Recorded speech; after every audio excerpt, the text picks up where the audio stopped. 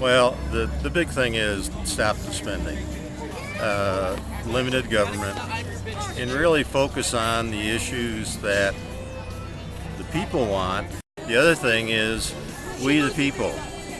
You listen to us. You're there because we hired you to be there, not the other way around, as one of the speakers said. One of the committee chairmen said, when you're in our house, you have to behave. And when it was his turn to talk, he said, excuse me, Madam Chair, this is our house, not your house. In some ways, do you feel like the Tea Party movement has won in some ways? Because now the discussion really isn't whether or not the government should cut. It seems like the argument now is how much should be cut. So it seems like the goalposts have moved.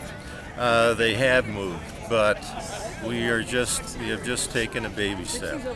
We have a long way to go. We're going to keep pushing, and eventually we will get enough of the right people in places of authority, whether it be on the local level, city, county, state, federal.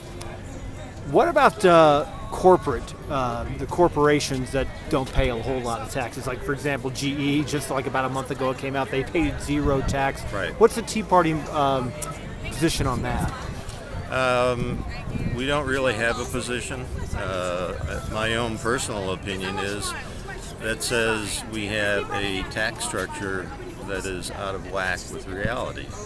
You know, how many thousands of pages are the tax laws? Do we need something like a fair tax or a flat tax? I'm not personally up to speed on everything, the pros and cons. I think that's got to work itself out over the next couple of years. Are there some areas that you think you might be able to have agreement with people who consider themselves to be lefties? Well, I think our problem, the way that I see it, is that they don't understand the Constitution. They think it's a document that has outlived its usefulness, and frankly, that's what our founders founded this country on. Until we change it, that's the law of the land. So you think that you might be able to advance the movement if you're able to find some common ground with people from the left or the center or left center?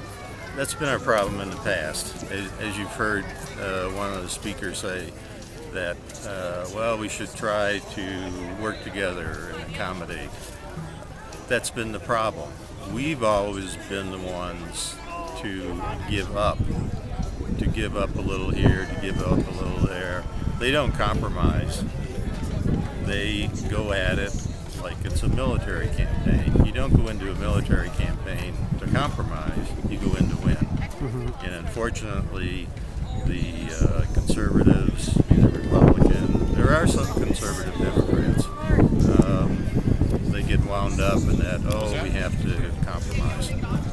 But how can you advance the movement any farther if you're not willing to make compromise? We have to get more people out there. There are, I'm convinced of it, and we'll see that when we get into the next election cycle. We saw that here in Santa Fe in this recent cycle. There were people just literally coming out of the woodwork, so to speak. We had great candidates. That's our compromise.